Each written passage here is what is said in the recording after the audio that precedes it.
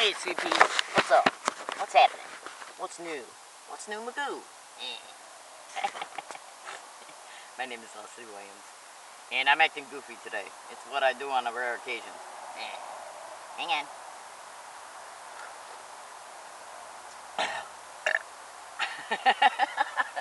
Sorry, I'm drinking chicken bouillon. I don't feel good today.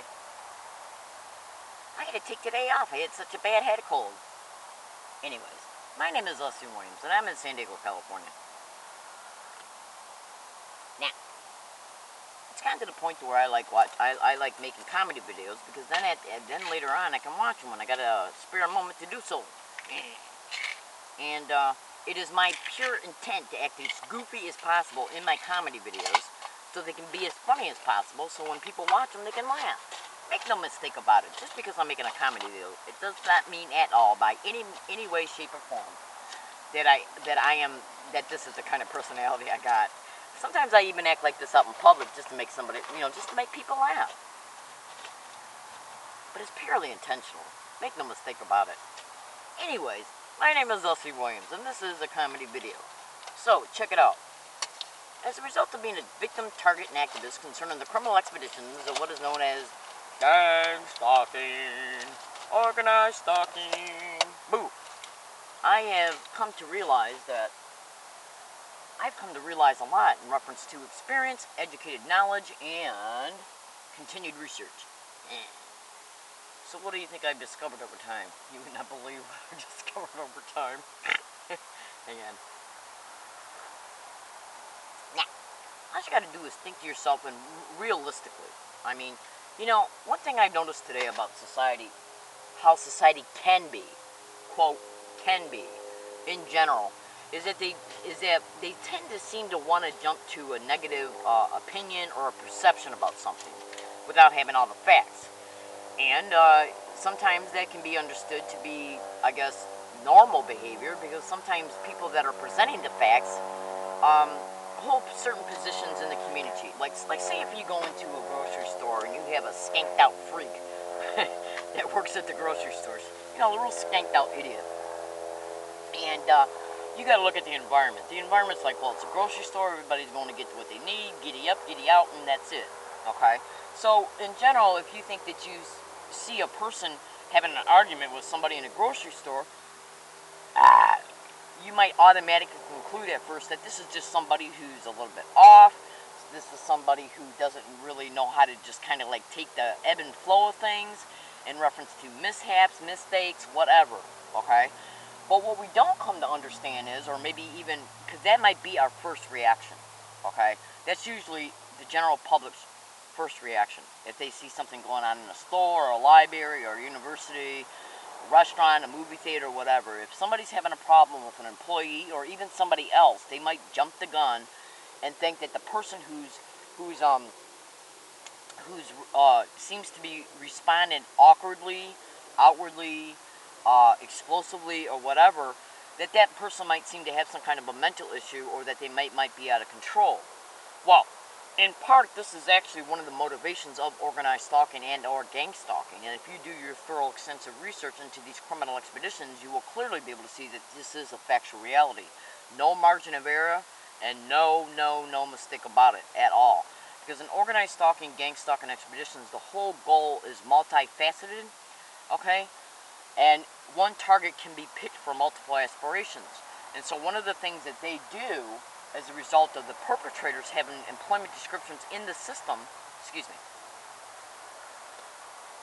is that they'll use either what is known as the offender's notification illegally, or the community notification, which is done illegally. Okay, and they also stalk the target en masse, which means on foot. Okay. And what they basically do is use these notification systems to notify the business community about a target. Always combined with lies, slander, more than likely a fake, bogus criminal investigation file, because it's organized crime in the system that is using the community to harass a target for them, to aid in abet in breaking a target down for free. Because they got to be able to make money off the effects of a target breaking down. The Medicare fraud, the accumulated falsified documentation that is achieved over time as a result of staged incidences that happen towards a target over time at libraries, businesses, grocery stores, any business, universities, colleges, anywhere that even transportation routes. Their whole goal, it's called staged events and organized stalking expeditions are called street theaters.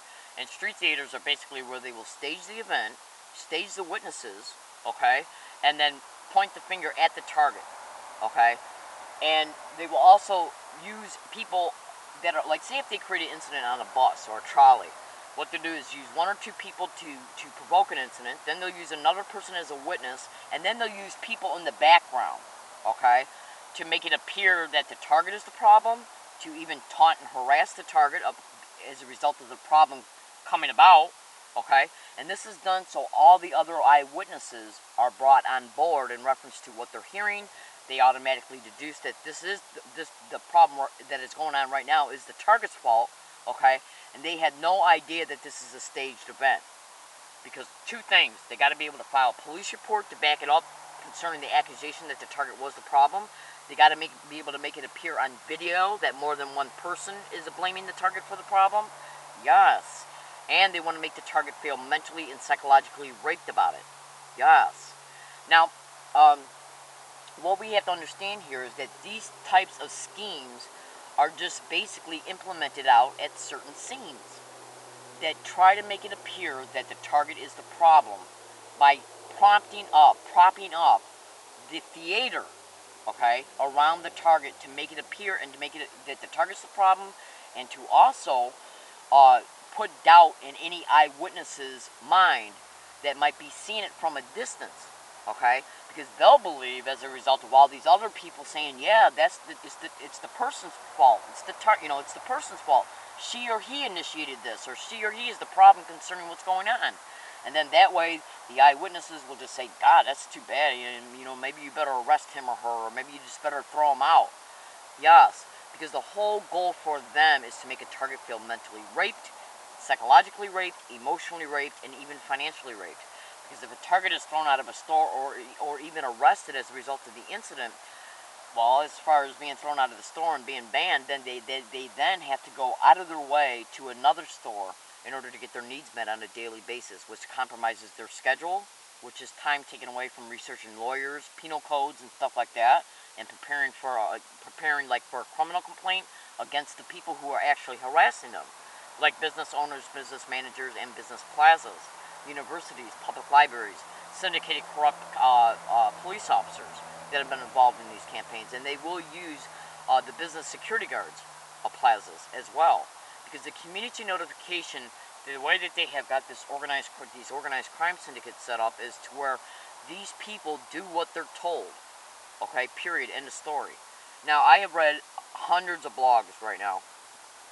Excuse me. I have read hundreds of blogs since I discovered what was happening to me was gang stalking on June 9th, 2009. Since that date, I have read hundreds of targets blogs, and I've looked at many YouTube videos and seen petitions all over the internet. And practically every single target is saying the same exact thing. They're harassed at businesses, every type of businesses, colleges, high schools, universities, public libraries, everywhere. Now, this is no mistake. Not hundreds of thousands of people can be voicing the same exact identical complaint.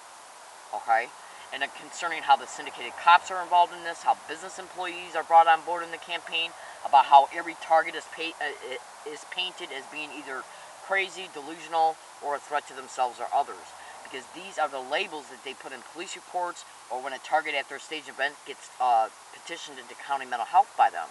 So accumulated documentation can happen over time in order to be able to take legal syndicated probate control of a target to co-opt their finances.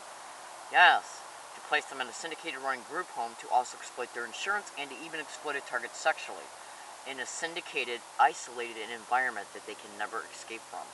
As a result of this community-based harassment, staged events, falsified police reports, and illegal petitioning into county mental health.